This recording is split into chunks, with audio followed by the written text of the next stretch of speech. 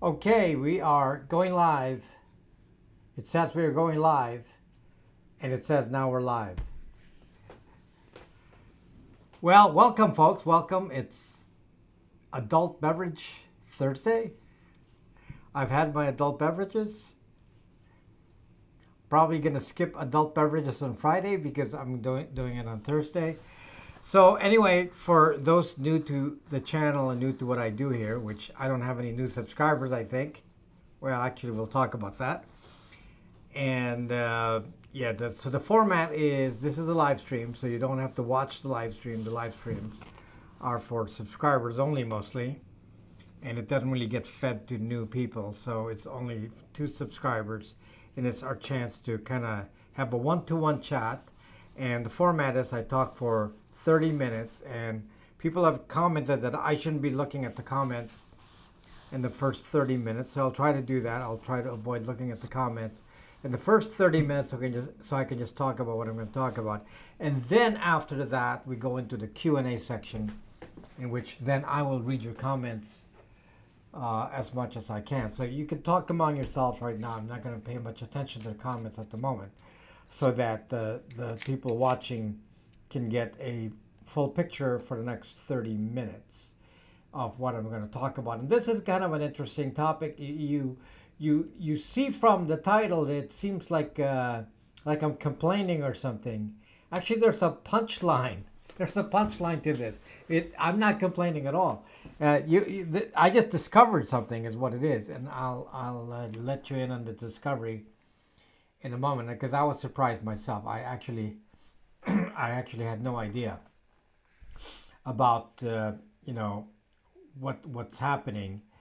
All I know are the symptoms. So let me just tell you some of the symptoms. In the last few months, my subscriber count has plateaued. I'm basically not getting any new subscribers. So YouTube decided that it's not going to share my videos to new people. It's only sharing my videos to some people, and apparently, based on the numbers, it's not even showing it to my subscribers. So I have 364,000 subscribers, but the video impressions, which are in my statistics in there, which doesn't lie theoretically, it says that I'm getting a impression count. The impression is how many people saw the thumbnail. That's it. How many people saw the thumbnail? Well, I have 364,000 subscribers, and I never get more than 150,000 impressions, meaning the video is not even put in your homepage.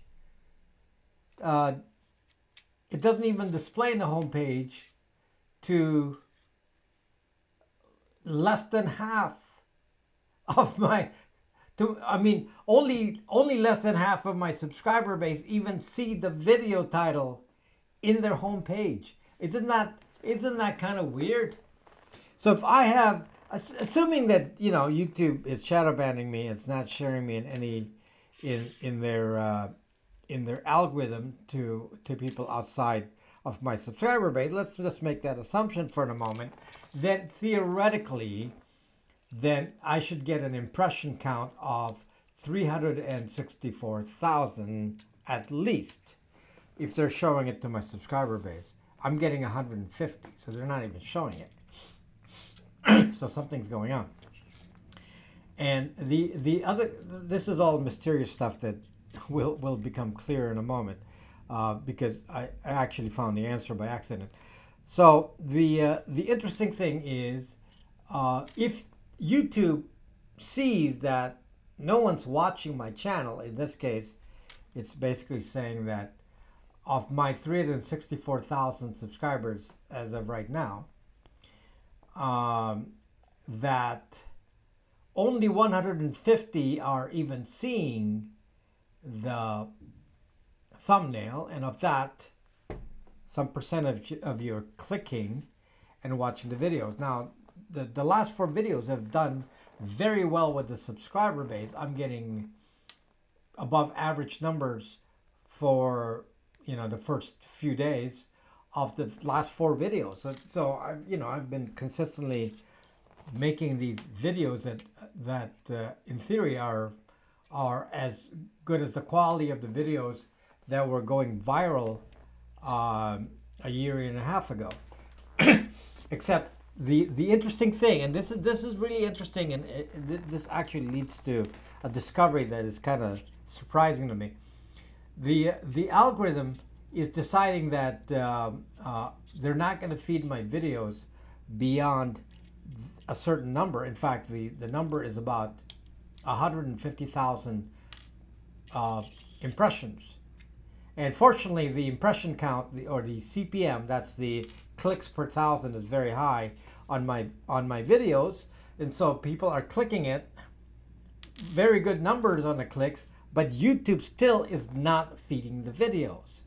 Because normally the normal cycle in the past is if my videos are as good as they appear to be to the subscriber base, then what they do is they said, oh, this is a successful video, we want to make money, so they feed it to the masses, into the feeds of people who do not subscribe to my channel.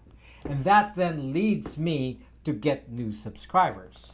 They are not doing that. YouTube is not passing, it seems to pause at around 150 for most of the videos. 150,000 impressions, where if you look at my top videos, the impression count is in the millions. So they're feeding the video to millions of people, and the recent videos, they're only feeding to 150,000. Then they stop. The algorithm stops. So I'm trying to understand, we can always say, oh, they're shadow banning me and all that. So, okay. I don't know. I don't know if they are or not. Maybe they are. But I don't know. So we're not going to make an assumption because I don't have facts. So I'm not going to accuse anyone of anything. I'm not going to tell you that YouTube is doing something to me because I don't know. But as an interesting point of fact, the impression count is, they can't lie with the impressions. It's how many people see the thumbnail. So how is it that if you have 364,000 subscribers, that I would get even less than the subscriber count? That means they're not even showing it to more than half of my subscribers. And this is not about people getting unsubscribed. That's a separate issue. Some of you complain that some channels get unsubscribed, which is a completely different story. That I don't have any facts to explain that. So we're not going to talk about that. By the way, for those just coming in, this is going to be interesting because I kind of discovered something by accident, and it's it's not an accident, but I discovered something that kind of explains what's going on. And for one, I thought that my videos are bad. I thought that I keep asking you if my content is getting bad or repetitive or what the issue is, because less people seem to be watching it. At least that's what I thought. And so as a good content creator, you want to understand the audience and what the audience is looking for, and why is it that they're not reacting to the last videos in the last few months. I would say the numbers started to go down when I started talking about the iPhones and all the problems with the iPhone.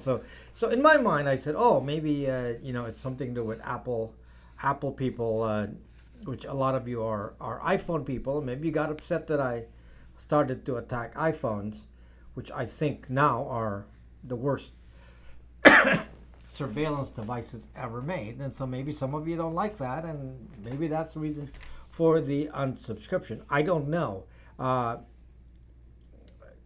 That may be part of it, but I don't think so. You can tell me later on when I'm reading the comments. But I don't think so, because I look for more facts about what's actually happening with the numbers. So I actually looked at, there's a certain statistic that I actually wasn't aware of, and that's you can look at the subscribers and the unsubscribers specifically by video within a period. So I looked at the last 30 days and I extended for the last few months.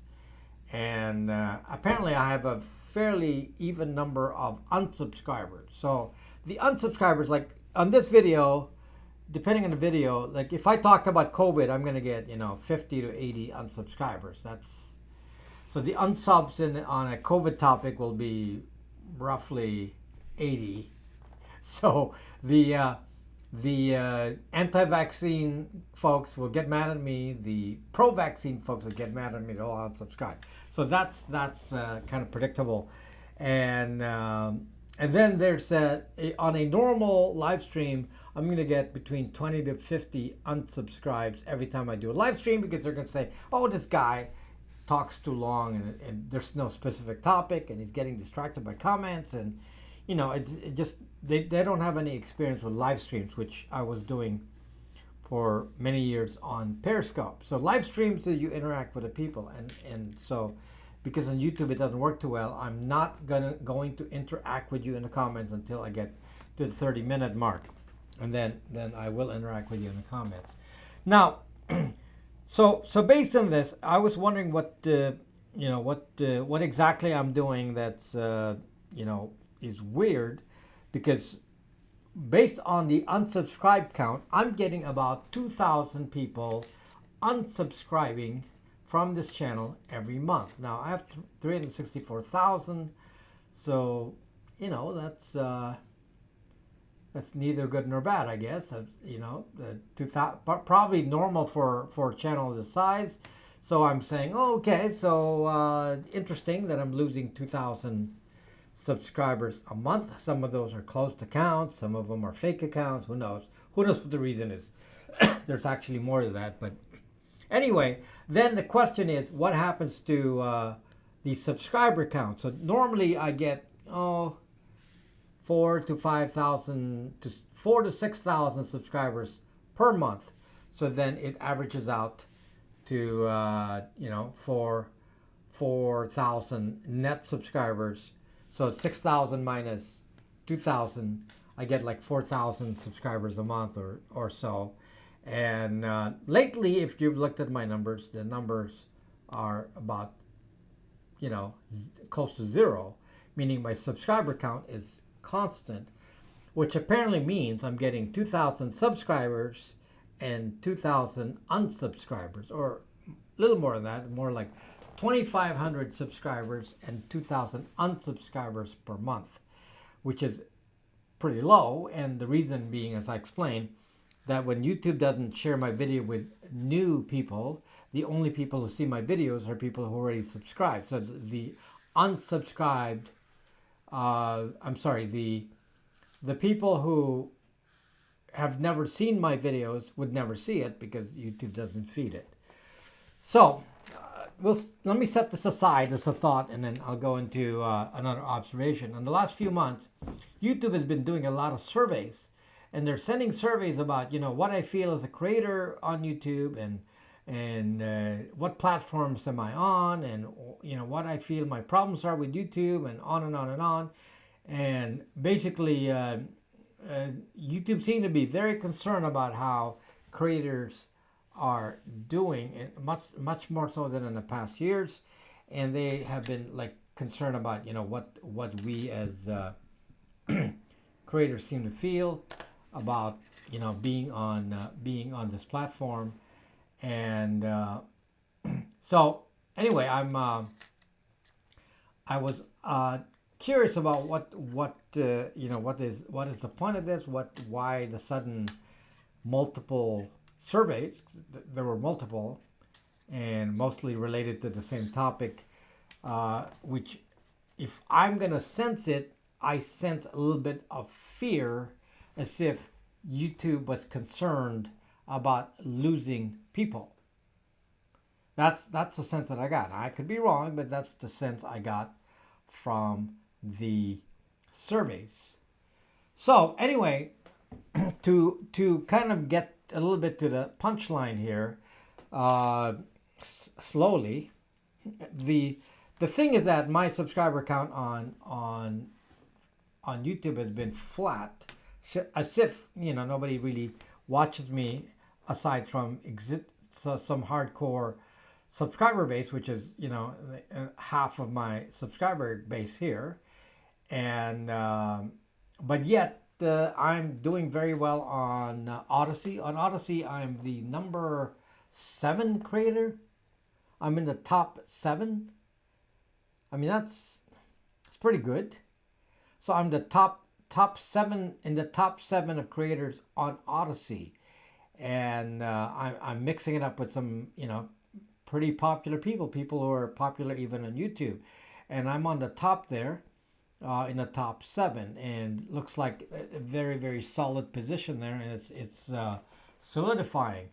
My subscriber base on Odyssey is 78,000. Is it 78? Yeah, 78,000 subscribers on Odyssey, which is, it's as a proportion of YouTube. So it's around what? Is that 20% of YouTube? But if you think about it, that 78,000 is pretty significant, considering the number of views and the number of people I have on YouTube. So Odyssey is actually doing well. So that's interesting there. So anyway, I said, okay, I don't actually know what's happening, why this is, and so I didn't, I'm just gonna do what I do and try to make the best videos for you. And the last 4 videos have done very well on the initial climb, the first part. They're all above average on the first week, and then they die. So it's like YouTube successfully feeds them and then they stop. Traditionally, this is what they've been doing the last few months.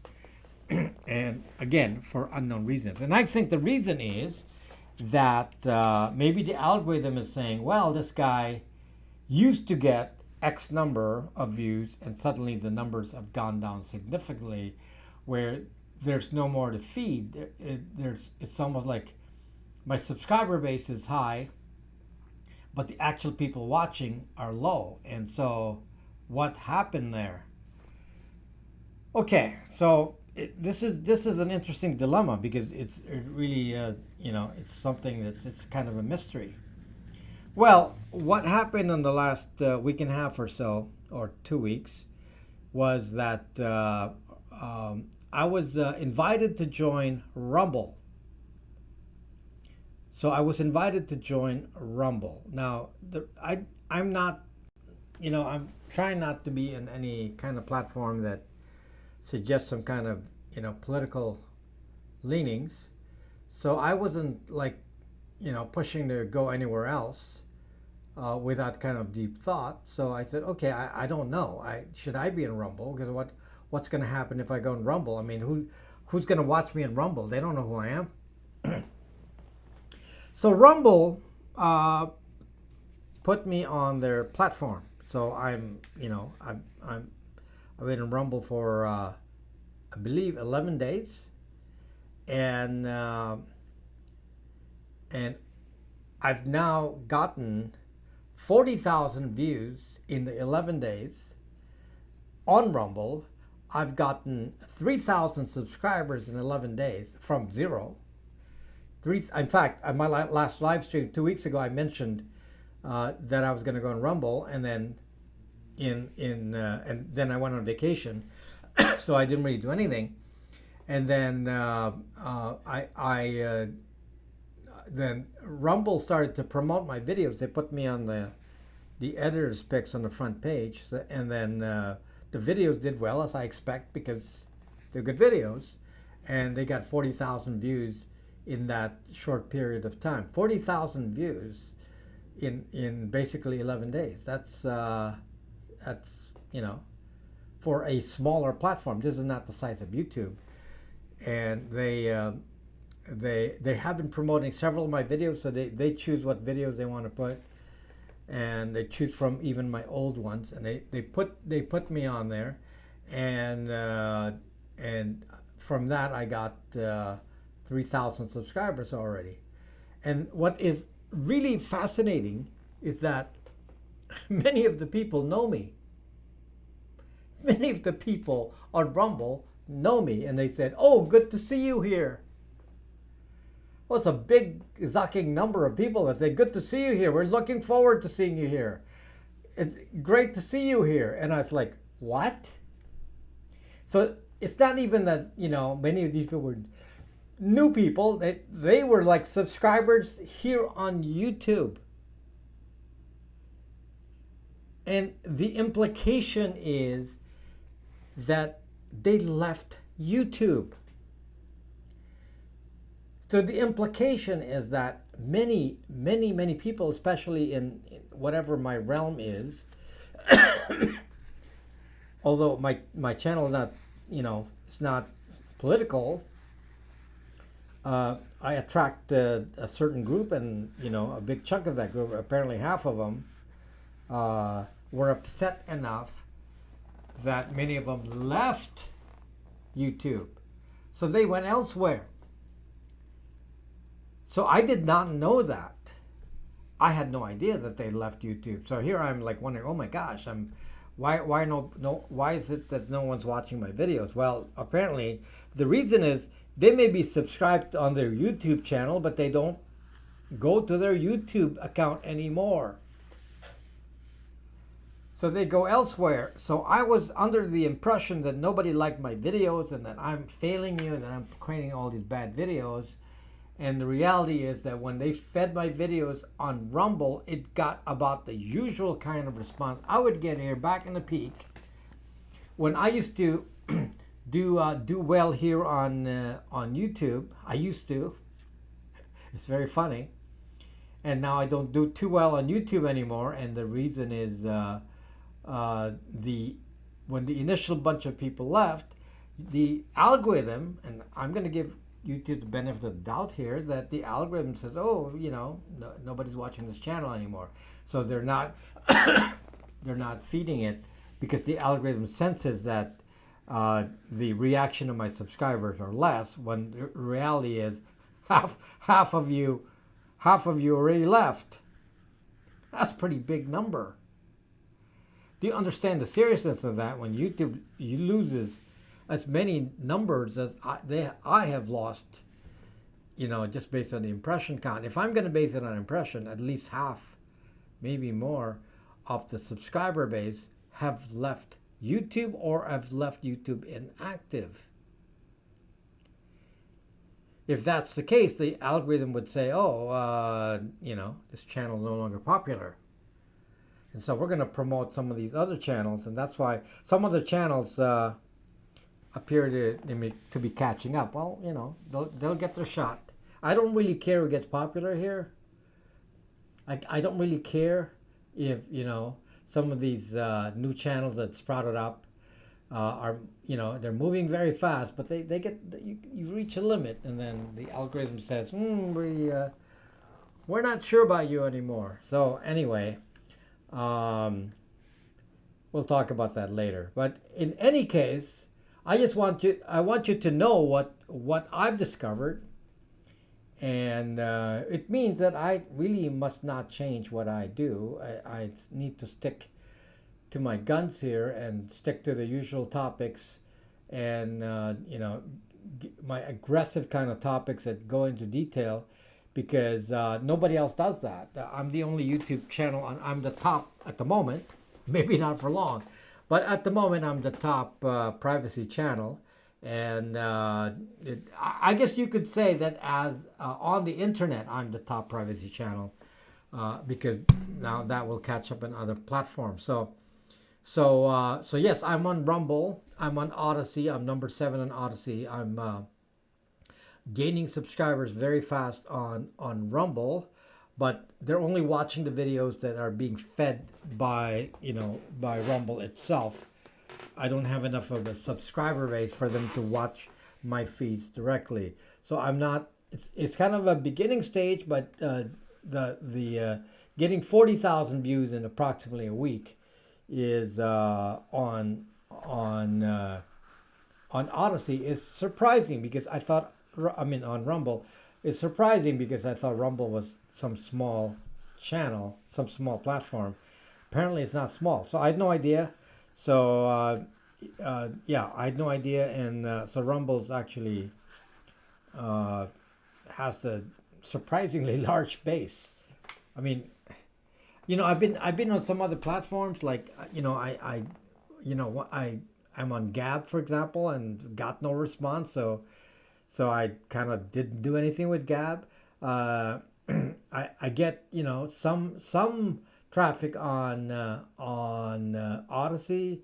Uh, Not sure I get more than 20,000 views on Odyssey a month. Uh, maybe around there, 20,000 views a month, which is not, which is not high.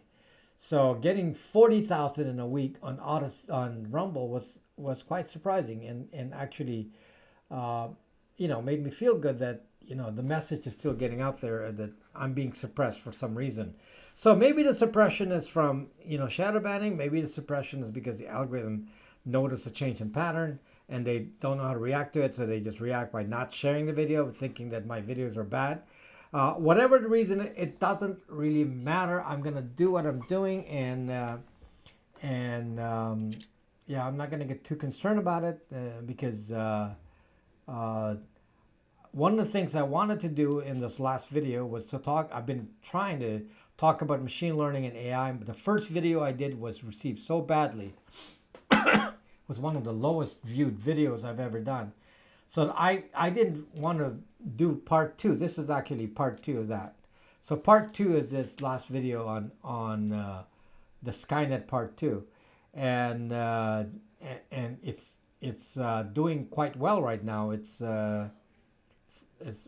number one for me at the moment. So, is my audio working? Yeah, I can see the audio. I can see the meter. So if your audio isn't working, then you may have a different problem. So I can't be talking for almost 30 minutes and there's no audio. That's not going to make any sense. So anyway, it's very interesting, and it should cause YouTube to worry a little bit because what the heck happened here, YouTube? So that's what happens with censorship. So they censored, it upset a certain group of people, and those people left. And they happened to be watching me, so they no longer watch me because they're not here to watch.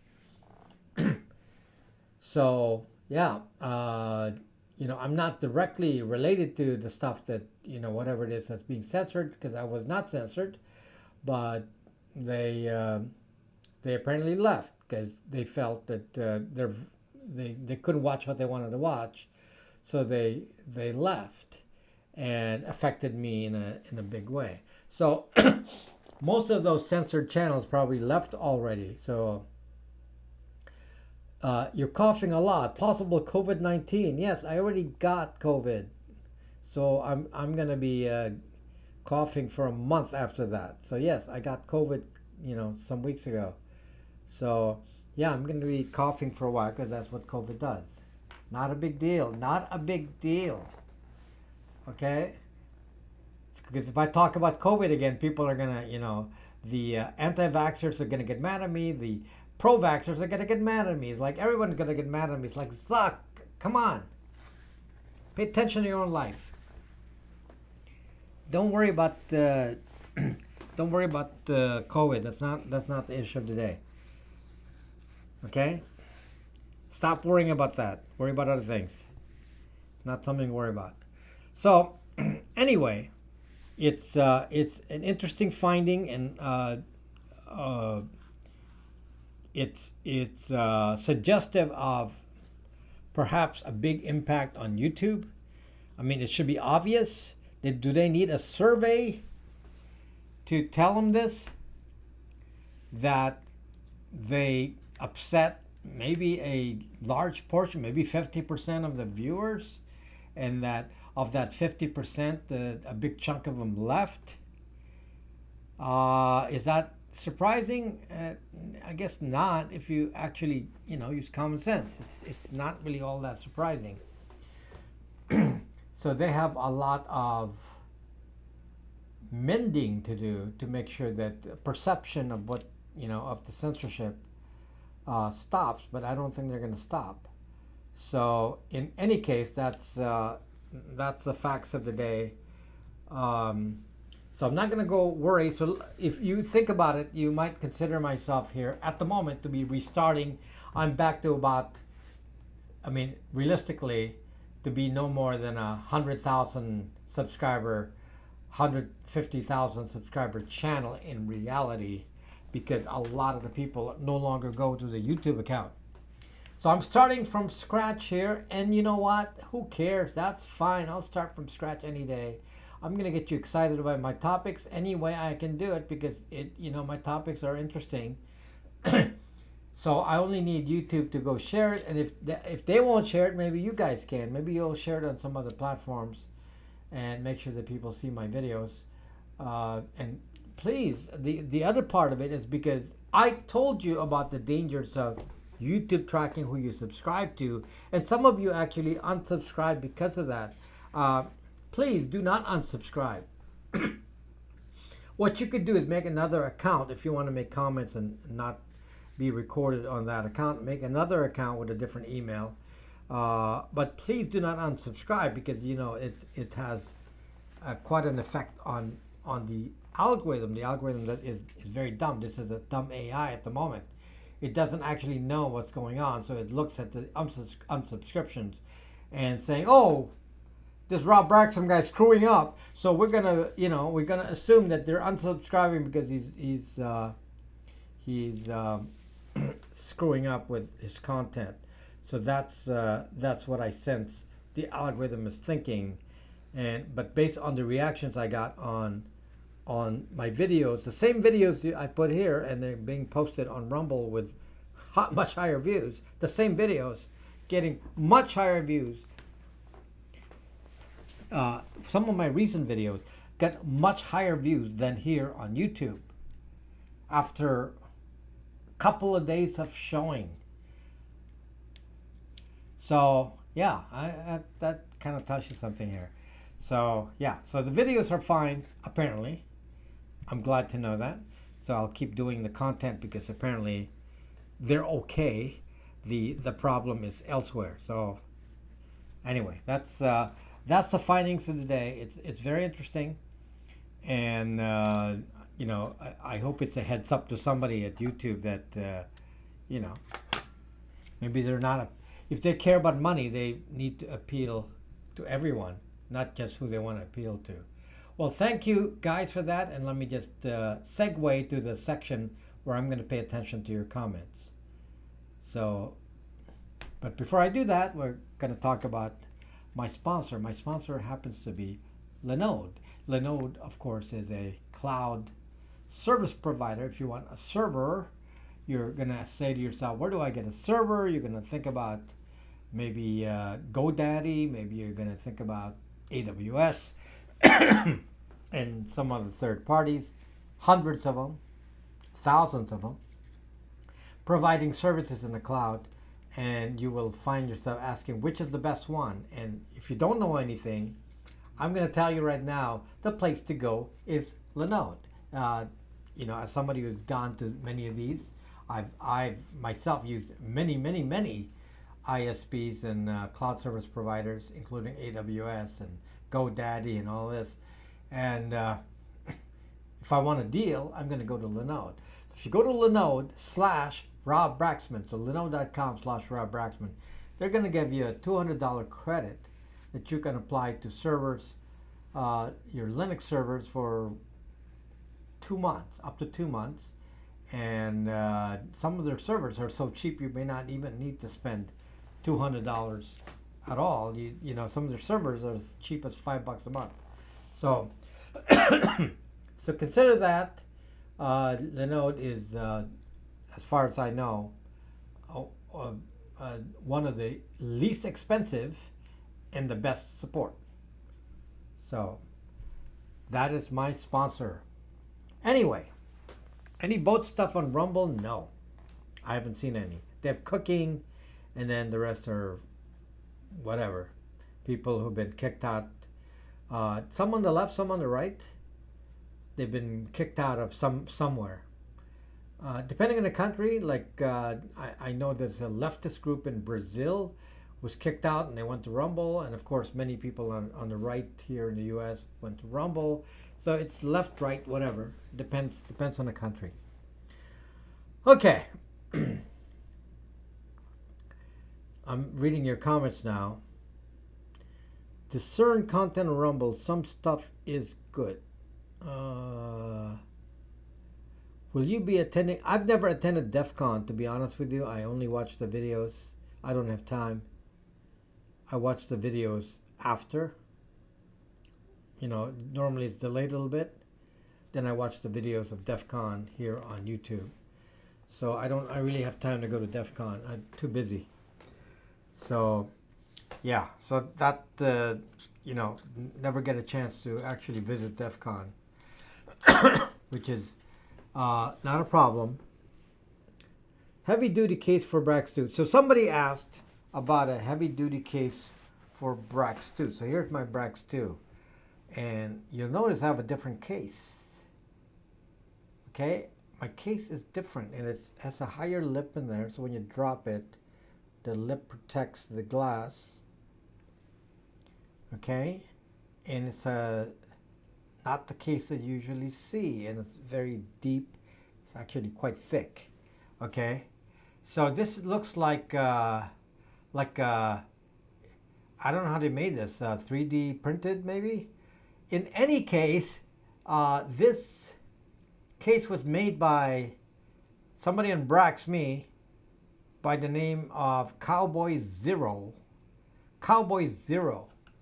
And he made this case, and he gave me a test sample, and he left a comment here saying, what do I think of it? And so I didn't get it yet, so I got it. I've been using it for a week, and it's pretty sturdy, and it seems to be offering good protection here. So if you, it's not high enough, it looks pretty high, actually. Let me see the lip here. How do we... It's high. There, you can see the lip. Yeah, it's fairly high. If you want it higher, maybe we can make it higher. Looks pretty high. I mean, it's already pretty thick. So Cowboy Zero will probably custom make this for you. So he gave this to me to sample, and you know. So yeah, so Cowboy, I believe it's Cowboy Zero. So I'm gonna like verify that, but he sent the case, so maybe he can sell you one. I don't know how much he would charge for it. It looks like he's just 3D printing it, and yeah, here I'll drop test it. I'll probably make a lot of racket here. Okay. There, I dropped it. So, let me see. Looks fine. So anyway, yeah, so somebody made that. Some people have modified and somebody correct me here, what the model is. Some people have used a Samsung A something, and they just did a cutout, you know, with a X-Acto knife. They cut out the holes that don't exist on a Samsung A whatever it is, and that's the one that they used. I don't know, A32, is that right? I mean, do you know this for a fact, or are you just making a guess? So A something, yeah, it's a A52, A32. I have no idea. Some people have talked about it on Brax, and they modified the tough case for that, and then that seems to work. So yeah. So does it do it in the fish tank? I got a Samsung A52, but does the case fit a Brax 2? Okay, so I don't know. Now, talking about Brax 2, we have not yet finished the testing on the TAC code, changing the IMEI. We are able to change the IMEIs on the stock that we have, including including the new models of the Brax 2. We have not yet finished testing what the because to actually test it, we got to know what the carriers are going to do when they see the IMEIs. So I have no experience yet. So until I get done with that testing, we are not yet selling the new or the old Brax 2s with new IMEIs. We're still doing the same thing as before, which is the standard unregistered IMEI, which what this is, which works for 90% of you. So again, to make sure that I announce this deal, the deal is, and this cost me money. This is actually a cost to me. If the IMEI causes a problem for you, I replace the phone with a Pixel 4a, and by doing that, I lose money. Okay, because the 4a is sold for a higher price than a Brax 2. So I make that deal so that nobody. Yes, Brax 2 is a dual SIM, so that nobody loses out. That I want to make sure that if the Brax 2 doesn't work for you because of IMEI issues, which seems to affect about 2% of you, then we got you covered. Like some carriers like US Cellular, Cricket, Mint, some portions of Verizon, some prepaids from T-Mobile, on, and most of them are just incorrect APNs, the access point names information. But but I want to make sure that everyone's happy. It's not like it doesn't dominate the my sales market. I mean, it's just a few phones. So, but just to make sure that we're all aware that you're covered. I'm not you're not going to lose out. So go buy your Brax 2. If it doesn't work, you contact me and say, you promised you're going to exchange it for a 4A. If it doesn't work, fine. We will exchange it for a 4A if it doesn't work. Now, 4A, because that's the model I have lots of right now. So it depends on what models I have at the moment. At the moment, I can get a lot of 4As. I can't get some other models anymore. So yeah, so it depends on the model. So at the moment, it's a 4A. So which is pretty good deal because a 4A is sold for much more than a Brax 2. So okay, so we're all fair here. We're nobody loses out. I lose out on the shipping too. So shipping and the cost of a more expensive phone, and it's fine. I want everybody happy. It only affects 2% of you anyway, so it's not gonna affect me in a bad way. So okay, so that's the plan. So don't be afraid to say, well, I want to go try a Brax 2, but I heard about all these IMEI issues. So the potential solution is coming as well. It may only be a couple weeks away. And the potential solution is that we change the IMEI on the Brax 2, the same Brax 2 that you have, and then it works. So that's something that we are still testing. Once we conclude that test and we know that that works, that's one solution we can do. We can take your existing Brax 2, change the IMEI, make it official looking, and send it back, and then if it works. So, but I got to test to make sure that is okay. Then we have a new model, Brax 2 USA, that's coming out again. We already have that available. I don't have stock here, but it's available now, and I already pre-purchased those, so I have them available. But I don't want to ship it here because we have to change the IMEIs on those. So when the IMEIs have been figured out, those are going to have new IMEIs that are based on the new TAC code based on Brax 2. That phone will be sold at a higher price, even though it looks the same. It's going to have band 4. Band 4 is missing because these are international phones. International phones don't have band 4. US phones have band 4. Band 4 affects mostly Verizon. So the new one is going to have band 4. It's going to be sold at a higher price. So for those affected by that who want to use Verizon, that paying a little bit more is not going to matter to you. So we'll have two models available: the standard one, which we'll refer to as Brax 2 International model, which also works here, and then the USA version with band 4. Both will have different IMEIs, and we will know the story about that after we test. I want to test first, so I don't want to rush it. I want to make sure that it's tested. In any case, nothing to fear, because the worst case is going to happen if you have an issue and you plugged in you transfer the SIM card from your existing phone and it doesn't work, is we change it to a 4A, or you wait and you get the a new IMEI for your existing Brax 2. And we'll have answers for that probably in the next 2 weeks.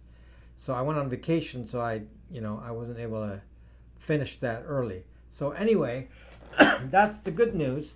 And then hopefully, some of these IMEI issues will disappear. I made a video or live stream a couple weeks ago explaining the IMEI issues and the TAC codes and all that, and how complex that is. Because the U.S. carriers are leading the pack with limiting the kind of phones that they accept on their networks. Some of apparently some countries are also moving in that direction, but they're not there yet. So, but some are beginning to warn people that they're going to start limiting networks to VoLTE phones, except they don't define what a VoLTE phone is. Okay? So Calyx OS is fine. If you want Calyx OS, that's fine too. That's if you want a Pixel and you want Calyx OS, we can actually install Calyx OS. It's an option. So if you want Calyx OS instead of Lineage OS, you can do that. It's fine. It's a good OS. So I like it. I have one phone that's Calyx. So I have like a test phone that's Calyx. So it's I believe it has signature spoofing and lock bootloader. Yeah, it's good. It's similar to Brax 2. Yeah, so yeah, if you want to use Calyx, you can do that. Can you ship to Canada? I've been shipping tons to Canada. Can I ship to the Philippines? I'm sure I can. I haven't lately. Do you have a course that you provide? No. Dork Army sounds scare, whatever. Can you lock the bootloader? The Brax 2 has a lock bootloader. But as far as other phones, no.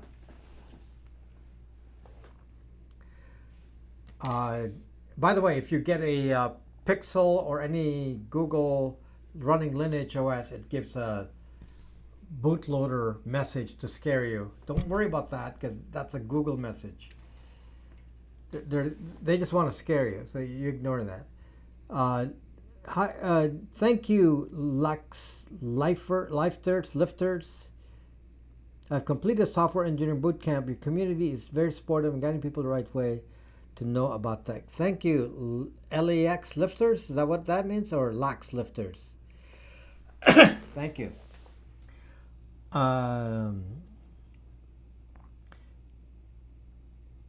Is it possible to speak with someone when ordering? Yeah, you can talk on chat, not on the phone physically. You can talk to tech support on chat, or you can talk to me on chat. How can I hook up my phone to Ethernet? These phones do not have, the Brax 2 does not have OTG. OTG is what's required to connect to the internet. I believe the Pixels may have OTG. On the go. That's what OTG is, on the go. So I believe the Pixels may have OTG. It's hardware. So the Brax 2 does not have OTG, so it cannot do Ethernet on here, but I believe Pixels have that. Let us story, please. It's nothing. My first coffee. Do Faraday bags work for phones? Yes. What's the Faraday bag I'm using here? Here. So this is the one it's in my old videos, and I actually linked this from Amazon, and it has copper lining. So this is copper fabric. So look at that. So it's completely enclosed in copper inside, right? And then when it folds, so this copper folds, and I've tried it, and the phone loses signal. So it seems to work.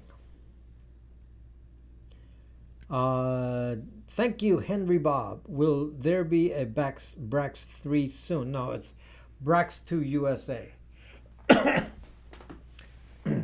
I told you what the problems are with phones. So, you can't just go make a model quickly, and, it takes a few months to do that.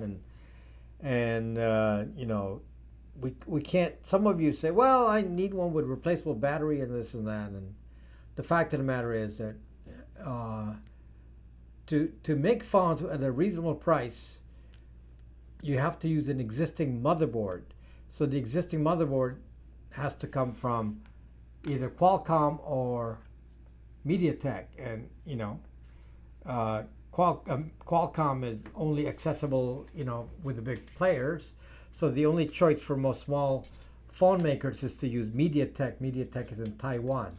So all the motherboards are built in Taiwan or by Qualcomm in the USA. Those are the only two motherboard makers, even though all the phones are made in China, or 99% of phones are made in China. The fact of the matter is they're just assembling. The motherboards actually come from MediaTek in Taiwan and in Qualcomm USA. So then they assemble the phone, and so you can't really go to Qualcomm or MediaTek and demand to make, I want a motherboard with a detachable this and that, and I want the headphone jack, and I want, So the way it works is we can only choose from what they have. If they don't have that kind of motherboard, then we can't buy it. Okay, so we have to look for whatever they have in the market currently. So for example, MediaTek no longer makes, models with headphone jacks, which really bugs me. So I have to use an adapter. I mean, the adapter works fine. I don't like using an adapter for a headphone jack, but it's fine. It works. I use an adapter. It's functional, but it's a pain because you have to carry a little adapter. So you can't choose. So we don't have choices when you make a statement saying, "Well, I wish my phone had this and had that."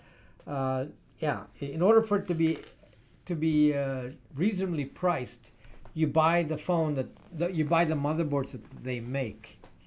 So, and they make it, I make a motherboard, like for example, the motherboard used in Brax 2 is used in many other phones. It's not unique to Brax 2.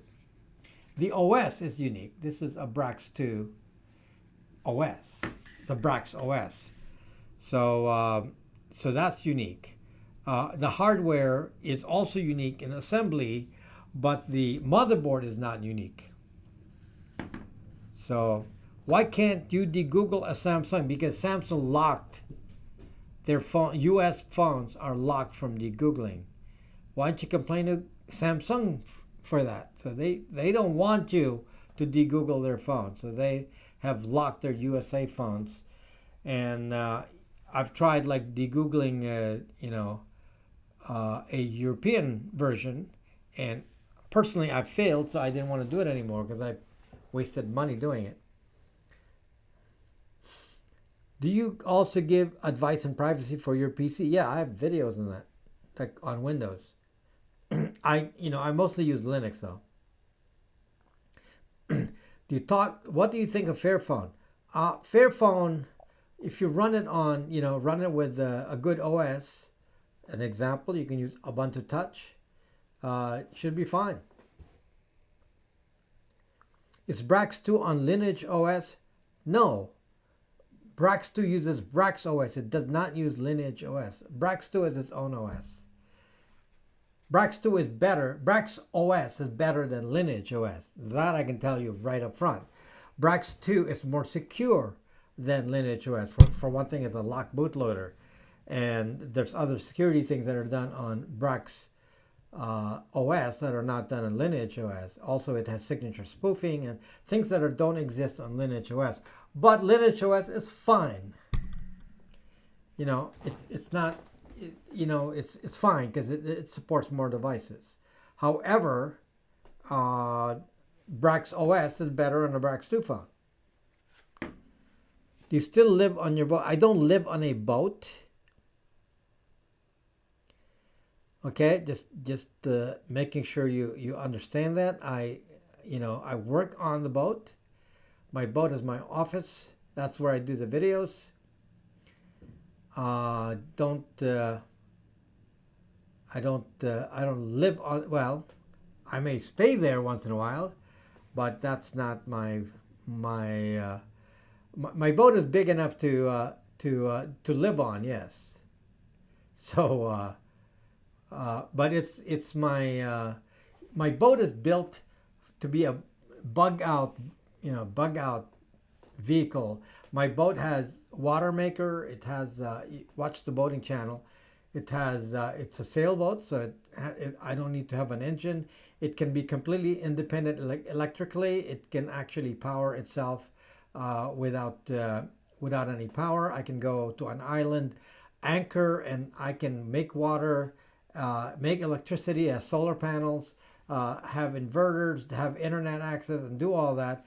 I haven't put Starlink on it, so I mean it's something I could do and put Starlink on it, but it's it's an actual bug out capable vehicle in a way, boat craft. So so it has, I have HF radio, ham radio on it, aside from marine radio. So, yeah. So, and I have tons of food on there. It's always stocked with food. So, yeah, in case of an emergency, like an earthquake or if, zombies show up in LA, then I can survive. So, anyway.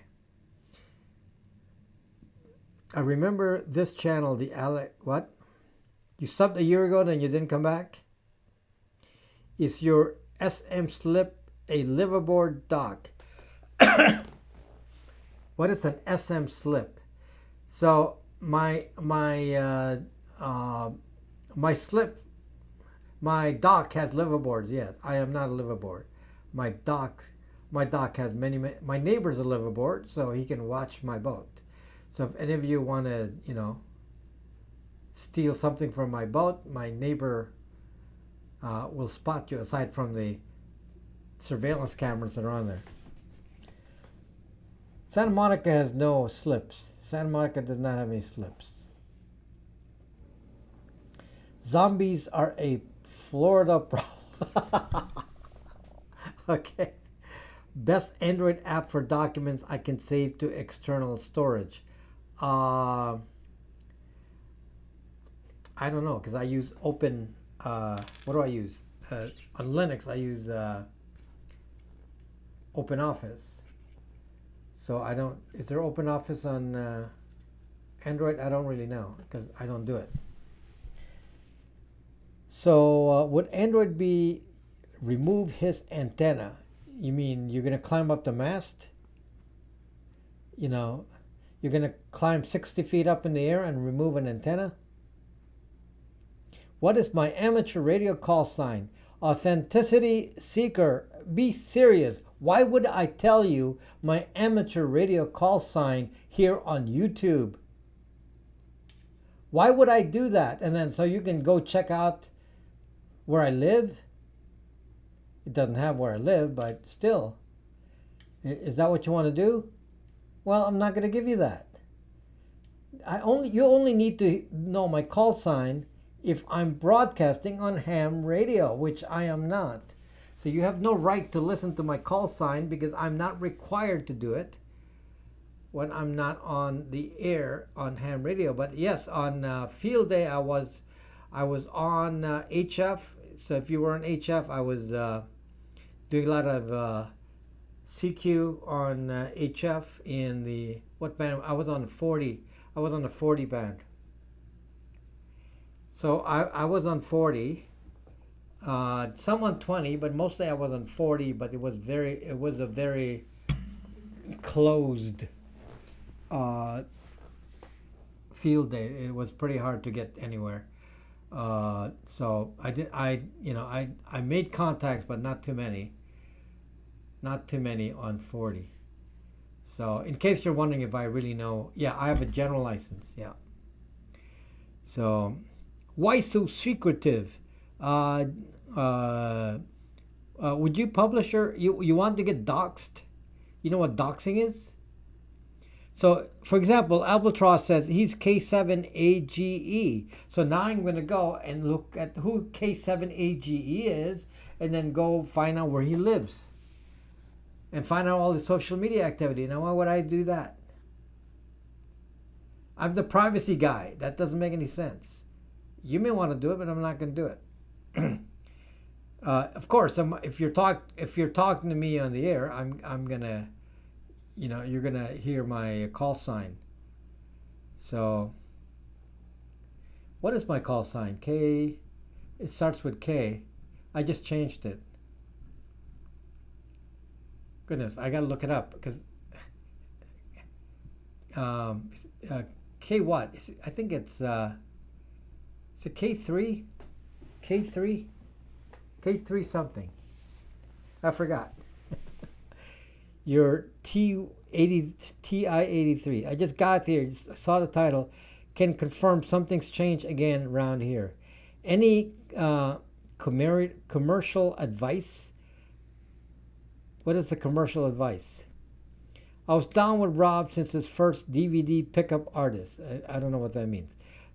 Maybe you can do a subscriber day on the boat day once a year or something. I have a boating channel, guys. Go watch my boating channel. It's Rob's Off-Grid Sailing Project. It's listed on my channel, so go follow it. And then you can see my adventures on there. Some pretty fun adventures, like when I almost hit a tanker. So go watch that. And then I have a jazz channel. So if you want to hear me play piano, then I'm on a jazz channel. So let's see. Rodney King in your town? So Apple Dumpling, you're in this town? Because obviously Rodney King was in LA. Are cheap Faraday bags worth it? This one seems to be okay. So I linked to it in several videos. So yeah, this one's okay because you see that overwrap there. So when you fold it, it actually is completely sealed, and this is copper, the copper fabric. So yes, this appears to be okay. In testing, it's okay. I am too poor. Know nothing about boating. Why? Do you have to buy a boat to watch videos? I'm sure a lot of people who watch my videos know nothing about boating either. No, he robbed in my town before chase night. Really? I have go dark Faraday bag. Does tinfoil work? Yes, but how do you reuse tinfoil? You could use a potato chip bag. Kind of oily for your phone though. Maybe you need to wash it first. So I guess you can test it, but a potato chip bag, like a big one, so you can kind of wrap it around. Let's see. I sold my boat. It was too much work. It was 220 HP. Wow, that's a lot. See, I have a my boat is mostly sail. So I don't. I'm it, a sailboat can go around the world, but what can you do with a powerboat? So I don't do powerboats. So yeah, I have an expensive sailboat. It's luxurious. It's a very luxurious sailboat. If you see the videos, uh, but it can travel around the world. So and it's big enough to do that. But uh, you may have a 60-foot powerboat. What's it going to do? It doesn't have much range. For people, using their powerboat around the marina, just going around Santa Monica Bay over here, they're spending $500 just to go an hour outing. $500 for an hour outing. Come on, come on. So sailboats don't have any, if you do it right, you can minimize, you don't have any fuel cost. So I have solar and I have, water maker and, it's, I know it's expensive to have all that, but once you're set up, you're fairly independent. You have dock shoes. Well, good. Powerboat, bring far enough for fishing. Yeah. When and how did one does use a Faraday? So Faraday bags are excellent if you have a zucking iPhone. Since your iPhone is tracking you even with your phone off. So if you want to avoid the tracking of an iPhone, yeah, I leave. So one of my iPhone, I have one iPhone still, and that's kept in a Faraday bag. So that's kept in a Faraday bag. Greetings from Miami Beach. Hello. I saw this shirt that said, I spent all my money on boats and women, the rest I I use Faraday bag when sleeping. A sailboat that puts on regular offshore miles can consume 10 to 15,000 in sales every 5 years. That's your fuel cost. Yeah, that's quite true. Yeah. The point is that it's not about the cost, it's about survival. With a sailboat, if you had to go somewhere and there's zombies and the S hits the fan, what are you going to do? If you have a powerboat, what are you going to do? You can't go anywhere with a powerboat. Your powerboat has to be tethered to a dock and get gas, whereas a sailboat can go. Even if you don't have fuel, you can go on the sailboat and then figure it out later. You can do that. So yeah, it doesn't matter what the expense is initially, but if you maintain your sailboat, then you have range. So I can go to Mexico, I can go up north, I can go to Alaska. There are places to go to. I can go to Hawaii. I can cross the ocean with a sailboat. That it's quite doable. That's not doable as many channels, sail across the ocean. So that's what I have. Okay, so I've always been a kind of a prepper. So my boat is equipped to be a prepper. I had an older boat that was equipped with prepping stuff as well. It had lithium batteries and all that, and then I changed to a newer boat. The newer boat is you're welcome to Hellas, Greece. Yes, Greece would be kind of far from me since I'm on the Pacific. I have to cross Cape Horn or the Panama Canal to get to the Atlantic side. So can't even get to the Mediterranean. That's kind of far. The ice wall is the end. Power boat, you can just pull out your paddles and start paddling. You try that on a 60-foot power boat. So yeah, which is typically quite heavy. 60-foot power boats are made to be apartments. So try paddling your apartment. Does it have to be windy to work? No, just some wind and it will work. I've been to Antarctica. The Earth does not have an ice wall, seen with my own eyes. There you go. Do you have LiFePO4 batteries? Now, on my old boat, I did. On this boat, because it's new, the batteries are still AGM, so there's no point changing them because they're new. So the moment they go, they're going to be changed to LiFePO4. So at the moment they're not lithium because uh, being new, there's no benefit to changing it to LifePo 4. So anyway, yeah. So but yeah, I did put LifePo 4 on my older boat, so that had lithium batteries. I made a video when I put in the LifePo 4 batteries on it, but I sold the boat, so I never posted a video.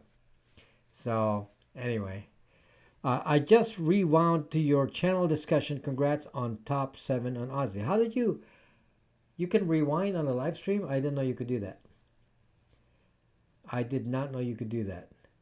So how did you get interested in sailing? How did you learn? Well, it's just kind of nice to ask questions that have nothing to do with all the scary stuff I talk about. I've been sailing for a while. I started sailing long ago. I guess I was in maybe 21 when I started sailing. I bought a boat, started sailing, then I started racing. So I've been racing.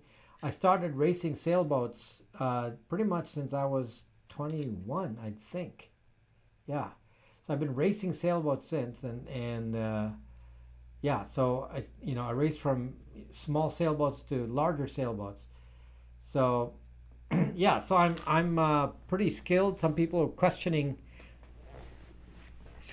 my skill set in sailing, and it's like questioning me on tech. I've been sailing a long time, so yeah, I think I know what I'm doing. Yeah, somebody was saying, "Why did you hoist that main in the dock? That is improper." It's like, please, I know what I'm doing. I've been doing for a long time. So yeah, you can do whatever you think you can do if you understand where the wind is.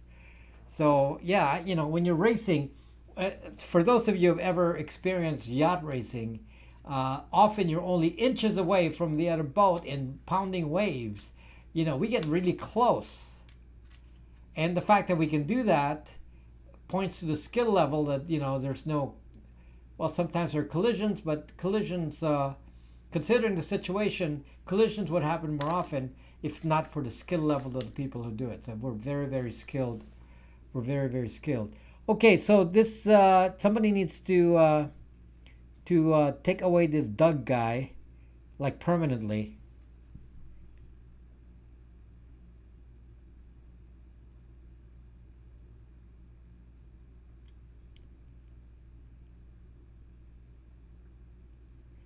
Must be from that graphene crowd.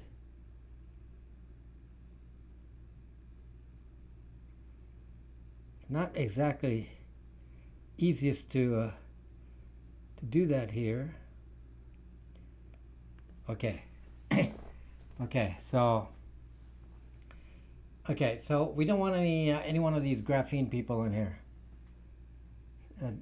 Sick people, all from that group. Very sick people. Don't want anything to do with them. Okay. Do not associate yourself with these people. They're not here to help you. Don't know what their agenda is. I still don't know what their agenda is, but it's not yours. So yeah, he needs to be braxinated. Okay. Yeah. It's really funny. These guys are pushing graphene.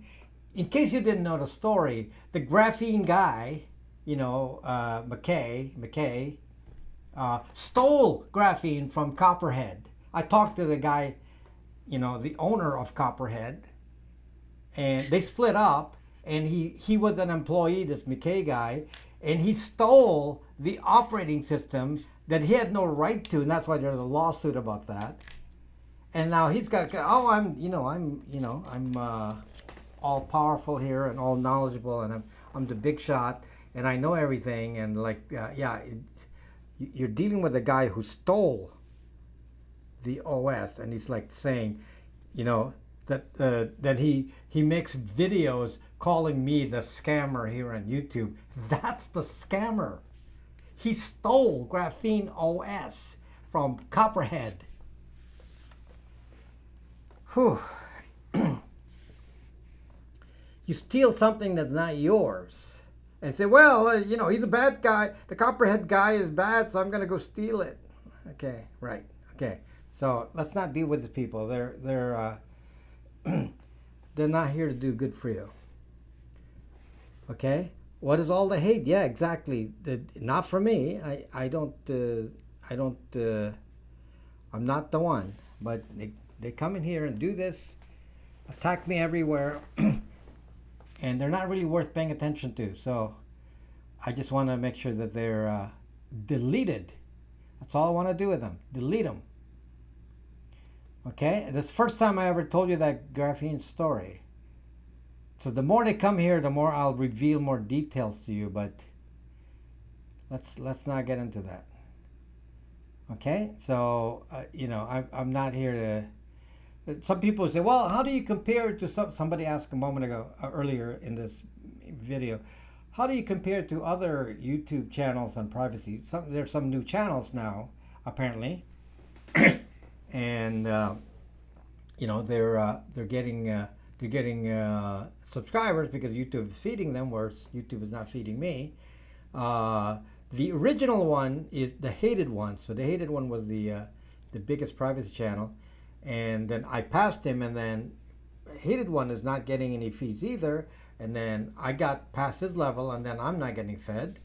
So, yeah. So when new people on YouTube don't see us, then we obviously will not get new subscribers. However, the lucky thing is that so I'm confirming to you right now that Rumble has sponsored me. So Odyssey already sponsored me before, so I'm number 7 on Odyssey. So I'm very successful on Odyssey, and Rumble has sponsored me and is promoting my channel on Rumble, and so I got 3,000 subscribers in a week. So far, 3,000 subscribers just 1 week. So yeah. So if, you know, don't need to. I don't need to care about what the platform is, as long as I have growth overall in all the platforms. So it'll be fine. So whether YouTube does whatever they do, they're the ones that are going to lose money, because obviously, if my video is fed, they can make money. If they don't want to feed my videos, they're not going to make money. Okay, then somebody else is going to make money, and that's fine. We're not going to go worry about it. So yeah, I'm not going to go come here and whine. If some people think that they're going to, you know, be more successful than me with more subscribers, more power to them. I mean, it doesn't affect me. Doesn't matter. But you will find, though, I'm going to state this to you clearly. You will find that my content is completely different from some of these new channels sprouting up, or some of these older channels that claim to be about privacy, but they're actually very shallow based compared to what I do. Very, very shallow. Kathy, how are you doing, Kathy? So the channel content is very shallow compared to what I do here. So one of those guys, the lore guy, said he's going to go back to Google search. So there's your privacy guy. I'm going to go back to Google search. Yeah. I'm telling you, some of these, you know, if you actually get into the detail about some of these people, it's like, what the heck? What are you really teaching here? Okay, I'm very consistent in what I teach. I'm not going to lead you the wrong way. Some of these people will lead you the wrong way. So, or the other ones are the people in that graphene group, and they like, I support graphene, but I use an iPhone. So most of those graphene people are using fucking iPhones because they actually believe iPhones are good. Like, this is the people you want to listen to. Okay, right, right. You know, your iPhone is listening to you when your phone is off. And that's the phone you want. Okay, got it? Yeah, and support it. Yeah, if you're gonna listen to the people who support those things, then yeah, then you get what you paid for. So anyway, yeah, I know you're not paying for anything, but you are with ads. So yeah. So how far in the conversation are you? We're the last 10 minutes. So anyway, the hated one has some very bad advice, says Phil in the blank. I'll be honest. I actually I haven't watched anybody. Yeah, I haven't watched those channels. I don't need to. I don't need to. I don't need to take input from anybody else. I know what I'm talking about, so I'm going to tell you what I know. I don't need to rely on what other people say. So I'm telling you what I'm saying, and because of that, I'm building relationships with people who are better than some of those that you think are are good. Maybe they're not good, and I'm building better relationships with people, including my team here that's making the Brax 2 fun. So, a very good team. They're a very good team. Now we're working on some problems. So, how does Rumble compare to YouTube? Obviously, Rumble contains a lot of channels that have been kicked out of here. So you can say that. I'm not one of those. But I'm going to tell you that they put my videos on Rumble and I got 40,000 zucking views in a week. 40,000 zucking views. Zuck. That's good. Lately, I don't even get 10,000 views a week. I don't even get 10,000 views on YouTube. What the heck? So, yeah. So my views on YouTube are so low, and why is Rumble so big? I've avoided Rumble all this time. The only reason I went to Rumble is they contacted me and offered to promote me on Rumble. So I said, okay, let me give it a try. They promoted me on Rumble. This video is going to go on Rumble. No, I'm not sick. So I put it on. I put it on there and they promoted it, and I got 40,000 views and 3,000 subscribers in a week. So at this rate, then we're on a good track, because that means there are many millions of people on Rumble. I mean, that's shocking to me. That's shocking to me that there are that many people who went and left YouTube. They left YouTube. So that's I mean, that's a big loss to YouTube. I mean, seriously, for that many people to go there, wow. Because, there some people went, I know, some people went from Twitter to Gab, I know, Trump was pushing Truth Social. I have no idea. I'm not on Truth Social, and I don't know if Truth Social is even making it. But seriously, those numbers on Rumble are very serious numbers. They're going public now. So in September, so in a few days, they'll be public. They're going to be trading on the NASDAQ. This is a new company, to be doing that so fast with so little money. Wow. That's and maybe as a consequence of censorship, they got big all of a sudden. So that is, yeah, that's crazy. I mean, I'm actually shocked. I didn't expect it. So I know that many of the people not on YouTube are there, and they actually are saying, "Hey, glad to see you here," and that's because they're subscribed here, and they don't watch here anymore. They watch over there, and because of that, then there's a lot of missing people here on YouTube. A lot of them left. So yeah. So it's very interesting. I wonder if I get. I wonder if they get. If I'm going to get demonetized when you talk about some other platform. I don't know. Maybe they'll demonetize it. Doesn't matter. They can or they can. You should make your own platform. I already have a platform. Name. I'm on Braxme as my platform. I used to have video on it. I don't now, but I used to stream on it. So Braxme is my platform. That's where my store is. Braxme is my own platform. I have close to 80,000 people on there. So, you know, mostly following me, if not almost all following me. So that's not bad. That's I have 364,000 here on YouTube, 80,000 people following me on Braxme, 78,000 following me on Odyssey,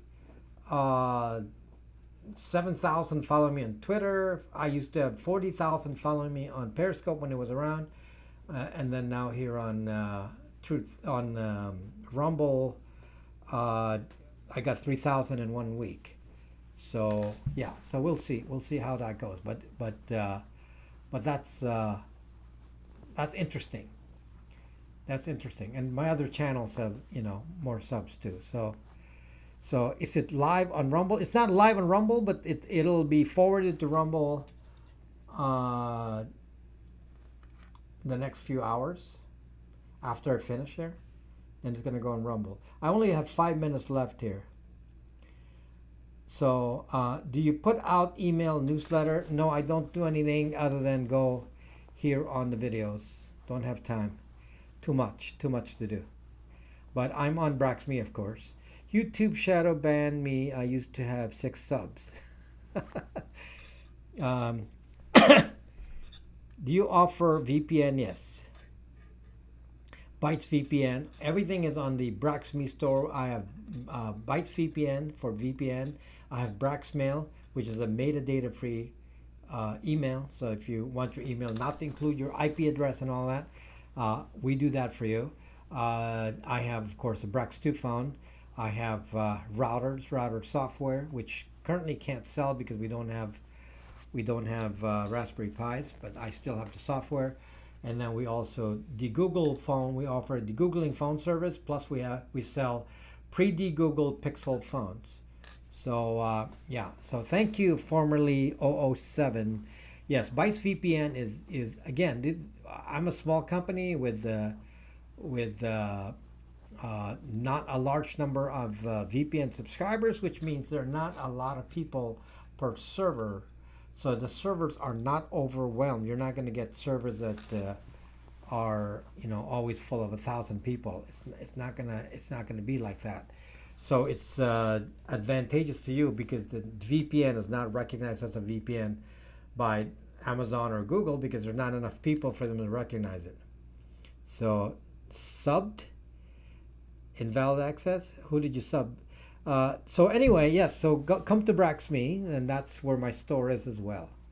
So yeah. So one-man army. No, I have staff. So all of this services are provided with my staff, and I have a development team that works on the Brax2 phone.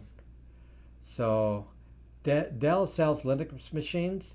My laptop is a Dell XPS 13, and I'm running Pop OS on it, which is Linux. Yes, so I use a Dell laptop. I have a Star what's the name? Not Starlink, but yeah. So I have another laptop that I gave to my staff, but I personally right now use a Dell as my daily driver, and it's running Linux. So I'm about to choose a new computer for making videos. I'm using an MSI running Windows for making videos, and I want to use something else. So does Linux have a Photoshop equal or a way to run Photoshop virtual? I'm sure you can do that, but yes, there's there's some other stuff you can use, Linux-based stuff to use, but I don't use it, so I don't know. I use for videos, I use Adobe Premiere Pro, which is pretty much, needs Windows. So almost gone. Okay, so I'm basically have 1 minute here. So yeah, so I guess I have to say goodbye. So yeah, so schedule is normal for the following week. So I'll be here with the usual video and live stream on next Thursday, and yeah, so I'll see you then. So one of my lights kind of went off here, so it kind of died on me. So I'll see you then, and have a great week, and hopefully you enjoyed my latest video. Bye bye.